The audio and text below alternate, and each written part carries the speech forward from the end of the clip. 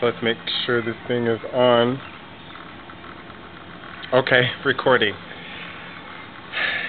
Hi, my name is Jeffrey, and welcome to, I guess it's not Men on Films, but it's something like that. Have you seen Spiderman 3? Okay, it's one of my favorite movies, I have to say. And it occurs to me that not everybody got the very critique on American culture that I think it was meant to be, because it was way too obvious for it not to have been.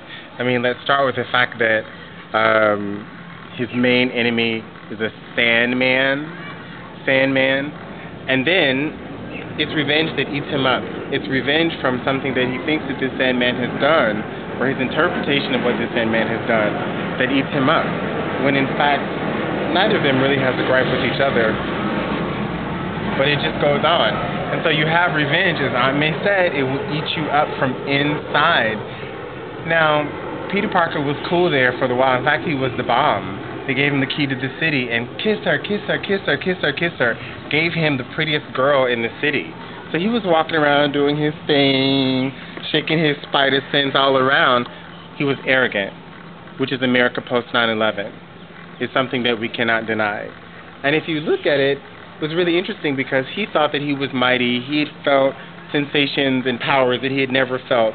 A security in his personhood that was obviously immature and not guided and needed some guidance. Well, it came in the sense of an adversary.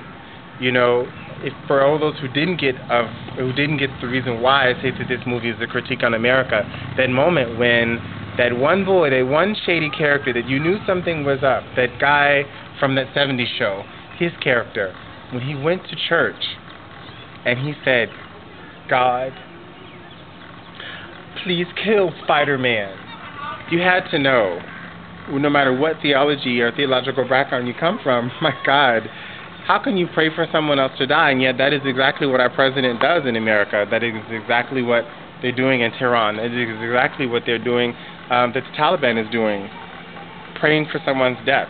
Can you really ask to pray for someone's death, yet every time you fight a war, a holy war, you're praying for someone's death? Every when you take someone's life and then you ask a higher force to forgive you, you're trying to justify taking someone's life, and there is no justification. So I love the moment, you know, and then how Spider-Man came to this consciousness about what the revenge was doing to him and how it had eaten him up. It was amazing. And how all this was resolved?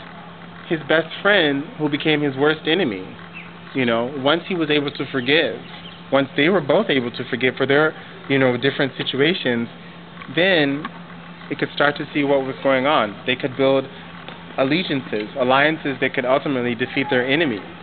And though some people will never get over greed, as we saw Venom had to die for his greed, for his anger, and for his stupidity, you know, he had to die for it. But in the real world, what happens? In the real world, sometimes a lot of bad guys win. I think that's why we like superheroes. It makes us feel like even, you know, me and my meager little self here, I can be a superhero. I can somehow save the world.